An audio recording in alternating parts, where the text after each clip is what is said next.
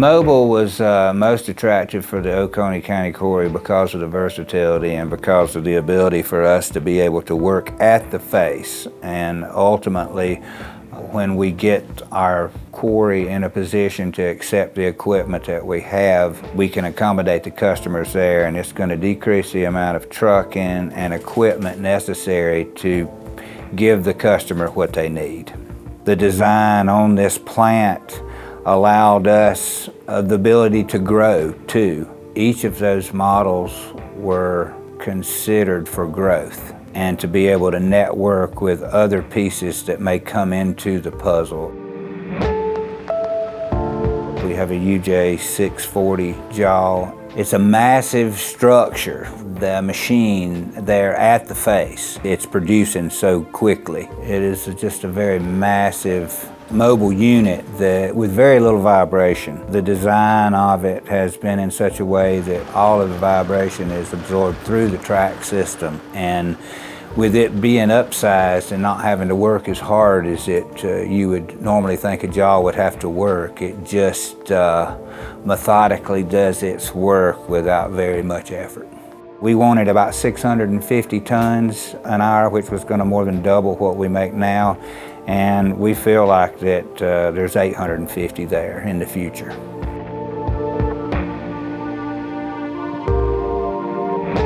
The jaw feeds into our secondary UH550E, that is a gyratory cone that will accept a 15-inch minus feed size. After the secondary cone, we move into the UH550E, which is our tertiary cone. What we like about our cones as well is they have a screener box on each one of them. So we actually have the ability that we can make a product there at the cones. We don't even have to push it forward to our screeners. And so that gives us even that much more versatility.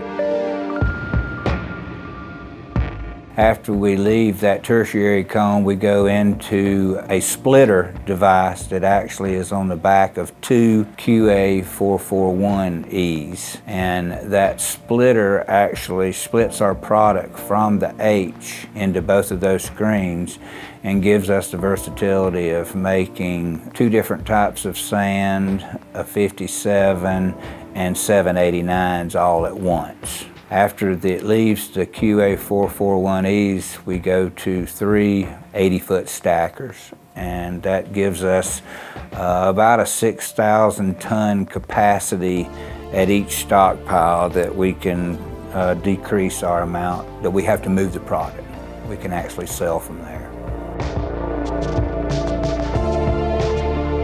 Each machine speaks to the other and lets it know what's going on. And the ASRI system has been very impressive with the ability to watch the different points of wear and bearing temperatures and pressures and lubrication temperatures, and we can monitor all that through this system, and it allows us to make sure that we're staying on top of the machines like we need to and making sure that we have less downtime because of maintenance needs.